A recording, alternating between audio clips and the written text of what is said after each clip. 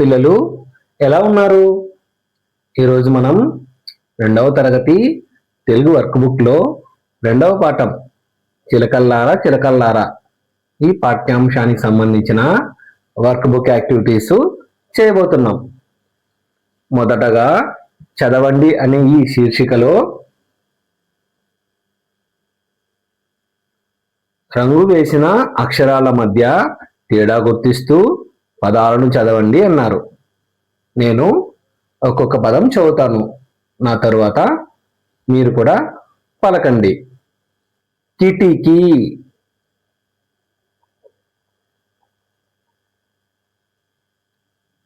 కీటకం,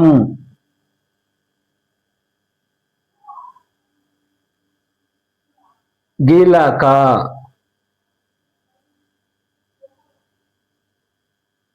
గీత,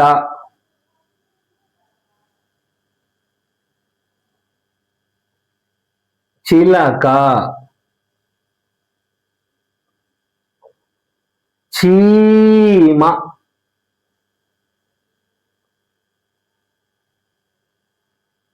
జింక,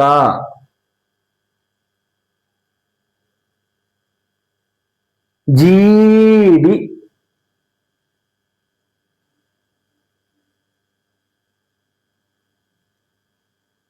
పటిక,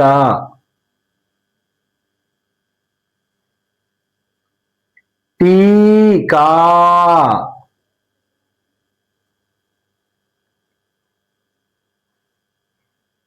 కడియం,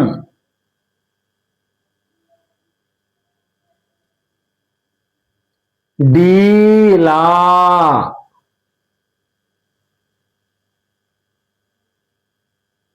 వాణి,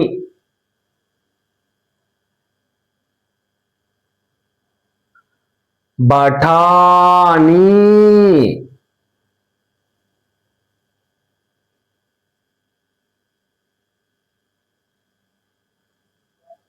తిలకం,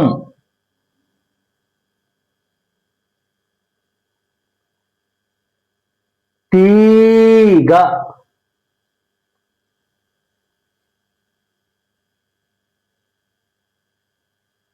దివి,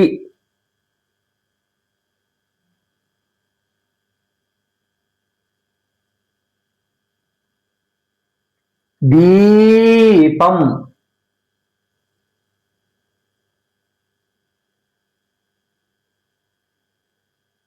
నింగి,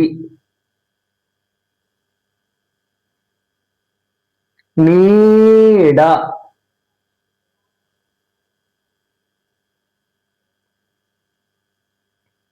పిడి,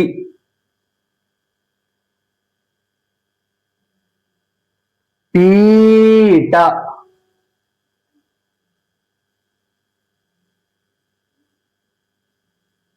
బిడియం,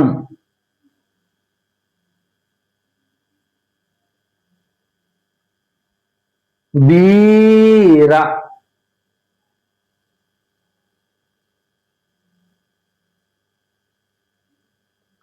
మిరప,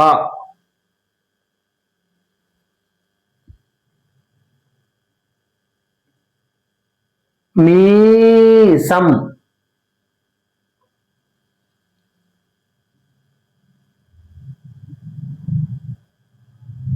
లిపి,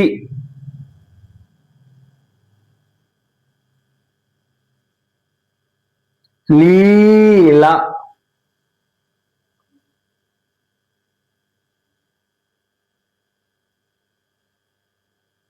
రవి,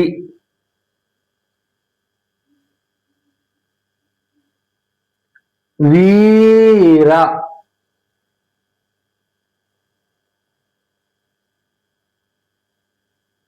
విమల,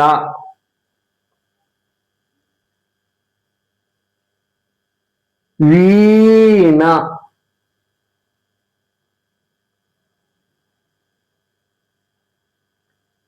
శిరీష,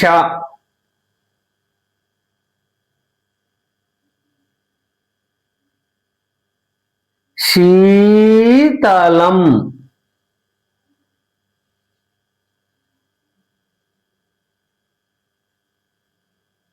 ఋషి,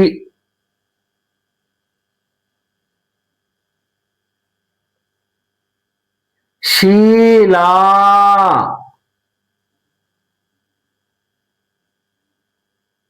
సిరి,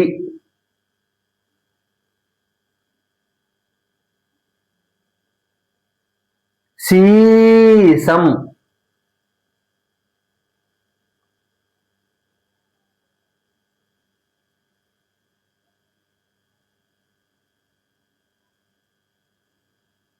హిమం,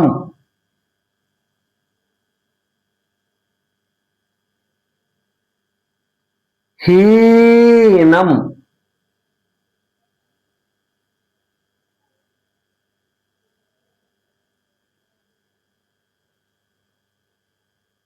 రవళి,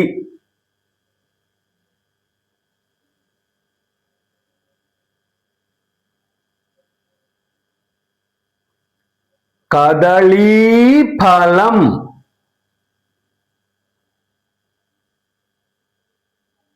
పిల్లలు చక్కగా పలికారు. మరొకసారి మీరు మీ తరగతి ఉపాధ్యాయుని సహాయంతో ఈ పదాలను పలకడం ప్రాక్టీస్ చేసి చక్కగా నేర్చుకోండి. తరువాత కింది పట్టికలోని గుడి అక్షరాలకు 0 చుట్టండి, గుడి దీర్ఘం అక్షరాలకు టిక్ పెట్టండి అన్నారు. అంటే ఏంటి? ఇక్కడ ఏ గుణిత అక్షరానికైతే గుడి ఉందో ఆ అక్షరానికి సర్కిల్ చేయాలన్నమాట. తర్వాత గుడి దీర్ఘం ఉన్న అక్షరానికి టిక్ చేయాలి. చూడండి, కా గుడిస్తే కి సర్కిల్ చేసాం గుడి కాబట్టి. తాకు గుడి దీర్ఘం ఇస్తే తీ గుడి దీర్ఘం కాబట్టి టిక్ చేసాం. రా గుడిస్తే రి గుడి కాబట్టి సర్కిల్. తర్వాత డాకు గుడి దీర్ఘం ఇస్తే డీ గుడి దీర్ఘం కాబట్టి టిక్ మార్క్ అన్నమాట. తర్వాత నా గుడిస్తే నీ గుడి కాబట్టి సర్కిల్. తర్వాత యాకు గుడి దీర్ఘం ఇస్తే ఈ గుడి దీర్ఘం కాబట్టి టిక్ మార్క్. తర్వాత గాకు గుడిస్తే గి గుడి కాబట్టి సర్కిల్. తర్వాత లాకు గుడి దీర్ఘం ఇస్తే లీ గుడి దీర్ఘం కాబట్టి టిక్ మార్కు. తర్వాత క్రింద 2వ వరుసలో మొదటి గుణిత అక్షరం నాకు గుడి దీర్ఘం ఇస్తే నీ గుడి దీర్ఘం కాబట్టి టిక్ మార్క్ వేసాం. తర్వాత దాకు గుడి దీర్ఘం ఇస్తే దీ టిక్ మార్క్. బాకు గుడిస్తే బి గుడి కాబట్టి సర్కిల్. జాకు గుడిస్తే జి గుడి కాబట్టి సర్కిల్. వాకు గుడిస్తే వి గుడి కాబట్టి సర్కిల్. చాకు గుడి దీర్ఘం ఇస్తే చీ గుడి దీర్ఘం కాబట్టి టిక్ మార్క్. తర్వాత తాకు గుడిస్తే తి గుడి కాబట్టి సర్కిల్. తర్వాత సాకు గుడి దీర్ఘం ఇస్తే సి గుడి దీర్ఘం కాబట్టి టిక్ మార్క్. తర్వాత 3వ వరుసలో మొదటి గుణిత అక్షరం వాగు గుడిస్తే వి గుడి కాబట్టి సర్కిల్. తర్వాత షాకు గుడిస్తే సి గుడి కాబట్టి సర్కిల్. తర్వాత గాకు గుడి దీర్ఘం ఇస్తే గీ గుడి దీర్ఘం కాబట్టి టిక్ మార్క్. తర్వాత టాకు గుడి దీర్ఘం ఇస్తే టీ గుడి దీర్ఘం కాబట్టి టిక్ మార్క్. తర్వాత అలాకు గుడి దీర్ఘం ఇస్తే లీ గుడి దీర్ఘం కాబట్టి టిక్ మార్క్. తర్వాత హాకు గుడిస్తే హి గుడి కాబట్టి సర్కిల్. తర్వాత జాగు గుడి దీర్ఘం ఇస్తే జీ గుడి దీర్ఘం కాబట్టి టిక్ మార్క్. తర్వాత చివరిది షాకు గుడిస్తే షి గుడి కాబట్టి సర్కిల్ అన్నమాట. మీరు కూడా మీ తరగతి ఉపాధ్యాయుని సహాయంతో గుడి దీర్ఘం అక్షరాలకు సరైన విధంగా సర్కిల్ను టిక్ను చేయండి.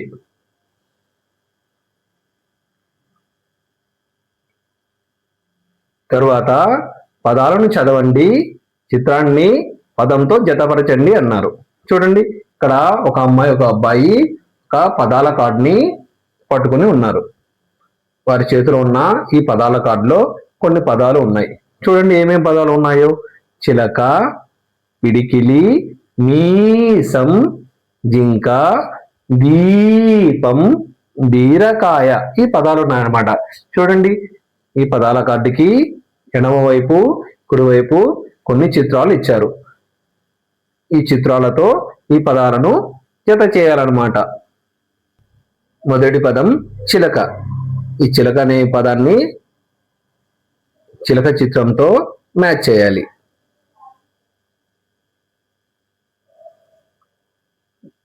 తరువాతి పదం పిడికిలి. ఈ పదాన్ని పిడికిలి చిత్రంతో మ్యాచ్ చేయాలి.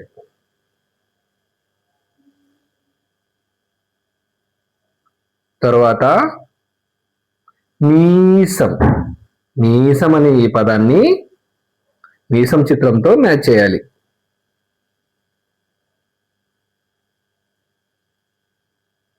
తరువాత జింక. జింక అనే ఈ పదాన్ని జింక చిత్రంతో మ్యాచ్ చేయాలి.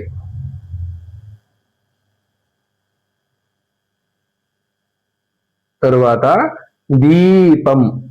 దీపం అనే ఈ పదాన్ని దీపం చిత్రంతో మ్యాచ్ చేయాలి.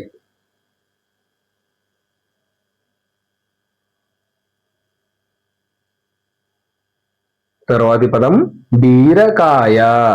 బీరకాయ అనే ఈ పదాన్ని బీరకాయ చిత్రంతో మ్యాచ్ చేయాలి.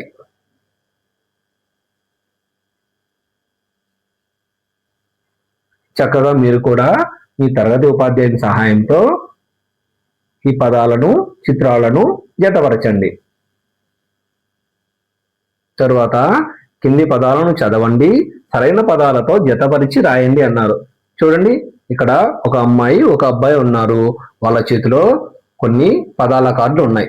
అమ్మాయి చేతిలో ఉన్న పదాల కార్డులోని పదాలతో అబ్బాయి చేతిలో ఉన్న పదాల కార్డులోని పదాలతో మ్యాచ్ చేయాలన్నమాట.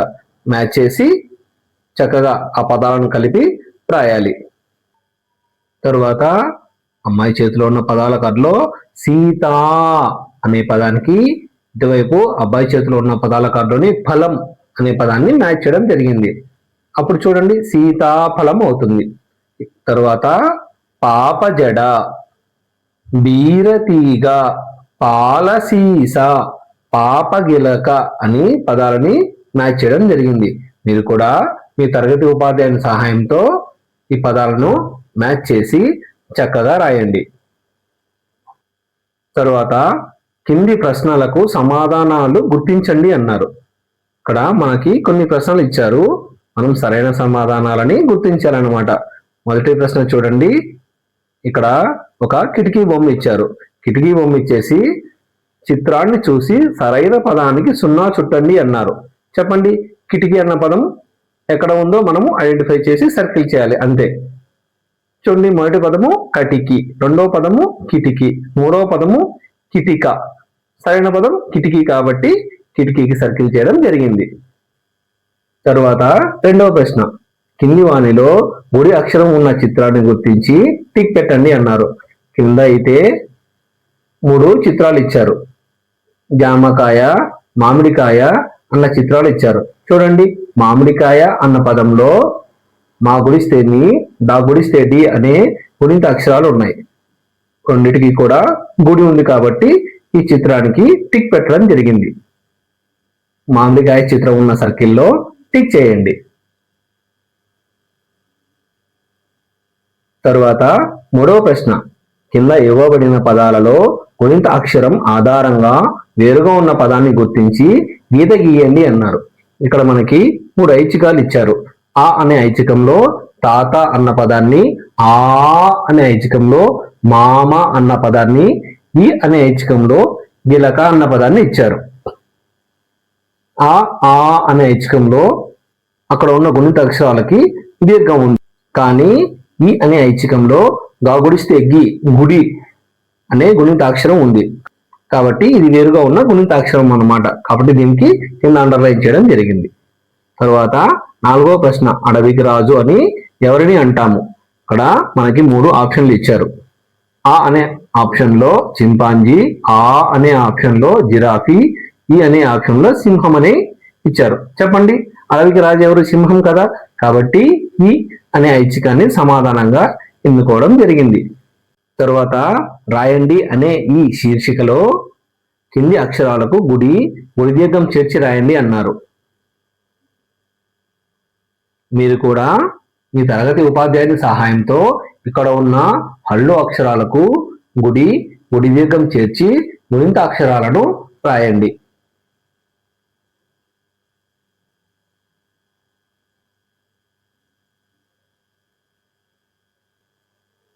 తరువాత కింది చిత్రాలకు తగిన అక్షరాలను గుర్తించి ఖాళీలలో రాయండి అన్నారు. ఇక్కడ మనకి కొన్ని అక్షరాలను అయితే ఇచ్చారు. సా గుడి దీర్ఘం ఇస్తే సి, మా గుడిస్తే మీ, కా గుడిస్తే కి, తా గుడిస్తే తి, బాకు గుడి దీర్ఘం ఇస్తే బి, వాకు గుడి దీర్ఘం ఇస్తే వి అనే గుణింత అక్షరాలను ఇచ్చారు. ఇక్కడ కింద కొన్ని చిత్రాలను అయితే ఇవ్వడం జరిగింది. ఆ చిత్రాల ఎదురుగా ఖాళీ గడులు ఇచ్చారు. ఆ ఖాళీ గడిలో ఇక్కడ ఉన్న ఈ గుణింత అక్షరాలను మనము చేర్చి రాసినట్లయితే అది సరైన పదంగా పూర్తవుతుందన్నమాట. చూడండి, మొదటి చిత్రము సీతాఫలం. ఖాళీ గడిలో సాగు గుడి దీర్ఘం ఇస్తే సీ రాస్తే సీతాఫలం అవుతుంది. తర్వాత రెండవ చిత్రం కాకి. ఖాళీ గడిలో కాకు గుడిస్తే కి అని రాయాలి. మూడవది బంతి. ఖాళీ గడిలో తా గుడిస్తే తి రాయాలి. తర్వాత చిత్రం మిడత. ఆ ఖాళీ గడిలో మా గుడిస్తే మీ రాస్తే మిడత అవుతుందన్నమాట. తరువాత వీణ. ఖాళీ గడిలో వాగు గుడి దీర్ఘం ఇస్తే వీ రాస్తే వీణ అవుతుంది. తరువాత చిత్రం బీరకాయ. ఖాళీ గడిలో బాగు గుడి దీర్ఘం ఇస్తే బీ రాస్తే బీరకాయ అవుతుందన్నమాట. మీరు కూడా మీ తరగతి ఉపాధ్యాయుని సహాయంతో ఇక్కడ ఇచ్చిన గుణింత అక్షరాలను ఖాళీ గడులలో రాసి ఆ పదాలను పూర్తి చేయండి.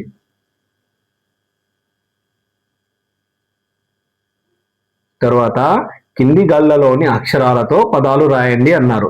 ఇక్కడ మనకి కొన్ని గుణింత అక్షరాలు ఇచ్చారు.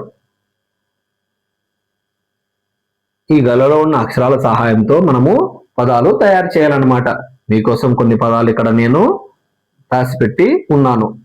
చూడండి, దీపావళి, పందిరి, పాచిక, వడగాలి, బీర, కదిరి.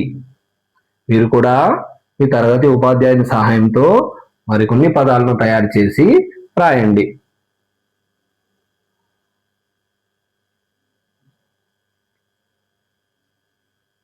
తరువాత కింది పదాలను కలిపి చదవండి, రాయండి అన్నారు. ఇక్కడ కొన్ని పదాలు ఇచ్చారు. గిరిజ అనే పదం ఇచ్చేసి ఆ పదానికి ఎదురుగా గిలక, కడియం అనే పదాలు ఇచ్చారు. మనము గిరిజ అనే ఈ పదానికి గిలక పదాన్ని, కడియం పదాన్ని చేర్చి రాయాలన్నమాట. చూడండి, గిరిజ గిలక, గిరిజ కడియం అని పదాలు తయారు చేసి రాయడం జరిగింది. తర్వాత కింద బీర అన్న పదాన్ని ఇచ్చేసి దానికి ఎదురుగా రెండు పదాలను ఇచ్చారు. గింజ, కాయ అన్న పదాలని ఇచ్చారు. మనము బీర అన్న ఈ పదానికి ఈ రెండు పదాలను జత చేసి రాయాలన్నమాట. అప్పుడు బీర గింజ, బీరకాయ అవుతాయన్నమాట. మీరు కూడా మీ తరగతి ఉపాధ్యాయుని సహాయంతో ఈ పదాలను జత చేసి రాయండి, చక్కగా చదవండి.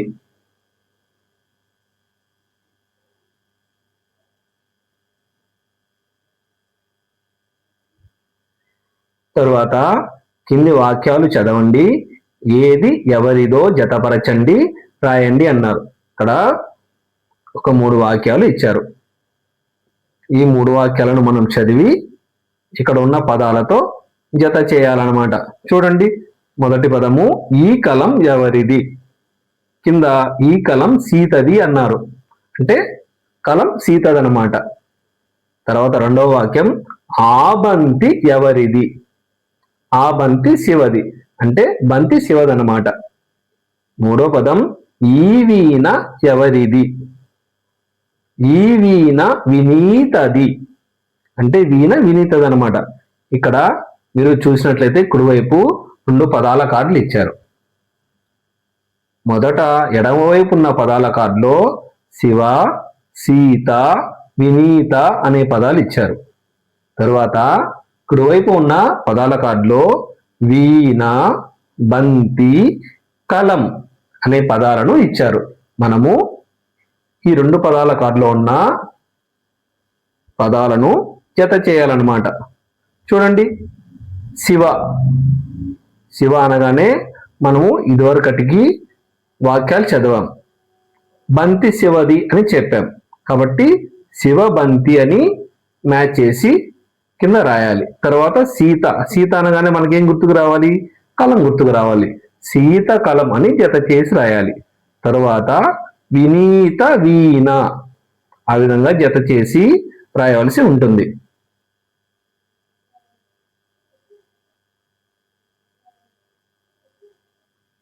తరువాత గీతలలో అందంగా రాయండి అని 2 లైన్ కాపీ నోట్స్ ఇవ్వడం జరిగింది. మీరు కూడా మీ తరగతి ఉపాధ్యాయుని సహాయంతో ఈ 2 లైన్ కాపీ నోట్స్ ని పూర్తి చేయండి. చూడండి, మొదటి వరుసలో చిలక, కీటకం, విరడ, దీపం అనే ఈ పదాలు ఇచ్చారు. తర్వాత కిందన వినీత వీణ వాయించింది అన్న వాక్యాన్ని ఇచ్చారు. చక్కగా ఈ 2 లైన్ కాపీ నోట్ లో అక్షరాలను అందంగా గుండ్రంగా రాయండి.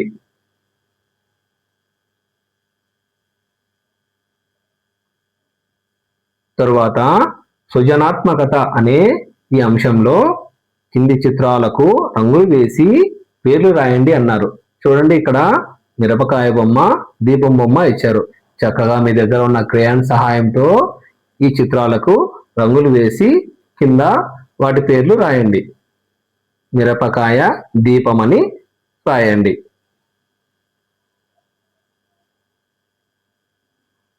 తరువాత చెప్పుకోండి చూద్దాం అనే ఈ శీర్షికలో మీకోసం ఒక పొడుపు కథ ఇచ్చారు. చూడండి, ఏం పొడుపు కథ ఇచ్చాడు? తోక ఉంది కానీ జంతువును కాను, నూనె తాగుతాను కానీ మనిషిని కాను, వెలుగునిస్తాను కానీ సూర్యుడిని కాను, ఎవరిని నేనెవరిని అని ఇక్కడ ఒక దీపం బొమ్మ ఇచ్చారనమాట ఎదురుగా. చెప్పండి, దీపం కదా దీనికి సరైన సమాధానం. ఆ ఖాళీ గీతలో దీపం అని రాయాలన్నమాట. తర్వాత ఈ పాఠం నుండి నేను నేర్చుకున్నవి అని కింద ఒక పట్టిక ఇచ్చాడు. పట్టికలో ఎడమ వైపున నేర్చుకున్న గుణింత అక్షరాలు రాయండి అన్నారు, కుడివైపున నేర్చుకున్న గుణింత పదాలు రాయండి అన్నారు. చక్కగా మీరు ఈ పాఠంలో హల్లు అక్షరాలకి గుడి దీర్ఘం నేర్చుకున్నారు కదా, ఆ గుడి దీర్ఘం గుణింతాలన్నీ రాసేసేయండి. తర్వాత కుడివైపు కుడి దీర్ఘానికి సంబంధించిన పదాలను రాయండి. మీకోసం కొన్ని పదాలను ఇక్కడ నేను రాసి పెట్టాను. కిటికీ, ఇలక, చిలక, తిరగలి, దివిటి, కీటకం, గీతాంజలి, చీమ, జీవితం, శిరీష. మీరు కూడా మీ తరగతి ఉపాధ్యాయుని సహాయంతో మరికొన్ని పదాలను తయారు చేసి రాయండి.